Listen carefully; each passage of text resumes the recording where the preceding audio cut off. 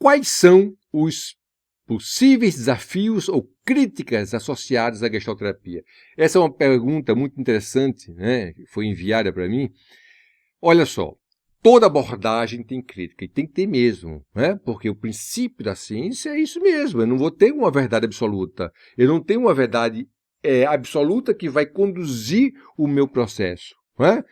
Só trabalha com a verdade absoluta uma doutrina. Eu que acredito que aquilo é assim e acabou-se. Mas uma abordagem, né, principalmente em psicologia ou em psicoterapia, você vai ter o quê? Uma série de críticas, e tem que ter mesmo. A principal crítica que nós recebemos quando gestalterapia são críticas infundadas. Por exemplo, né, você pega a seguinte afirmação, né, dada por alguns. A gestalterapia não é profunda como a psicanálise. Mas profunda como a psicanálise são teorias diferentes, não tem nem como se comparar. Abordagem gestáltica, psicanálise, são coisas totalmente diferentes e, logicamente, metodologicamente antagônicas. Elas não se completam.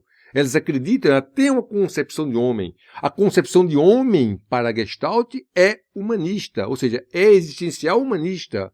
A concepção de homem para a psicanálise é uma concepção determinista. Ou seja, você tem, na realidade, o inconsciente que determina o seu comportamento. Lembre-se que, para a psicanálise, você tem duas hipóteses básicas. A primeira, a existência de processos mentais inconscientes, e a segunda, que é o determinismo psíquico. Olha como são antagônicas. A Gestalt pressupõe a autorregulação e pressupõe, né, a vivência de consciência, que é o método tecnológico que propicia isso, para a compreensão do que é essa consciência do ser humano.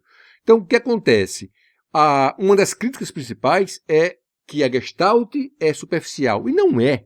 Para você entender a Gestalt, você tem que estudar bastante e compreender os aspectos metodológicos. Se você não compreende fenomenologia, se você não compreende ou não estudou existencialismo, principalmente o existencialismo nietzschiano, se você não estudou a filosofia da relação do Martin Buber, né, a filosofia dialógica, que é o princípio relacional de Martin Buber, que está presente na relação terapêutica da gestalterapia, você não tem como. Né? E outra coisa, não só estou falando dos princípios metodológicos e do princípio existencial, ou seja, da concepção de homem. Então, inevitavelmente, não tenho como comparar com outras abordagens, porque são abordagens totalmente diferentes. O arcabouço teórico, metodológico, é um arcabouço diferente, com conceitos absurdamente diferentes. Eu vou dar só um exemplo.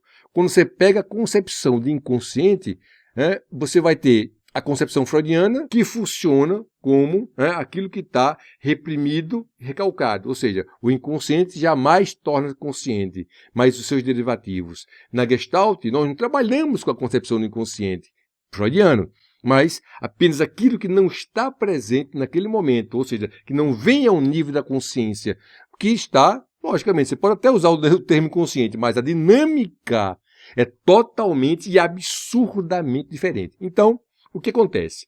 A crítica é feita para a Gestalt com base em outras teorias. Criticar a Gestalt com a psicanálise. Então, por exemplo, alguns estudantes de psicanálise colocam a Gestalt em algo superficial. Mas como? Qual é o modelo que você tem para colocar, numa balança, dizer que algo é profundo e o outro é superficial? Isso não existe, obviamente. São concepções teóricas absurdamente diferentes. Então, as críticas que nós recebemos é que, pela má compreensão do que é gestalterapia, pela falta de compreensão dos aspectos teóricos e metodológicos, você vai elaborar críticas falhas e críticas frágeis, inevitavelmente. E olha que coisa interessante, se você pegar a própria concepção de Gestalt, mas não só de gestalterapia, mas de Gestalt mesmo, da psicologia Gestalt, qualquer livro de neurociência que você pegar, ele vai citar a psicologia da Gestalt, que é o estudo da percepção com base nos aspectos fenomenológicos. A psicologia da Gestalt é isso. Lógico que gestalterapia é diferente de psicologia da Gestalt. A gestalterapia foi criada por Fritz Perls e reconhecida só em 1965.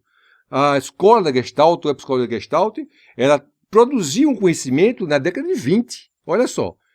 E esse conhecimento é usado até hoje. E nós temos uma herança muito grande, que é a perspectiva fenomenológica. E isso que é importante para a gente.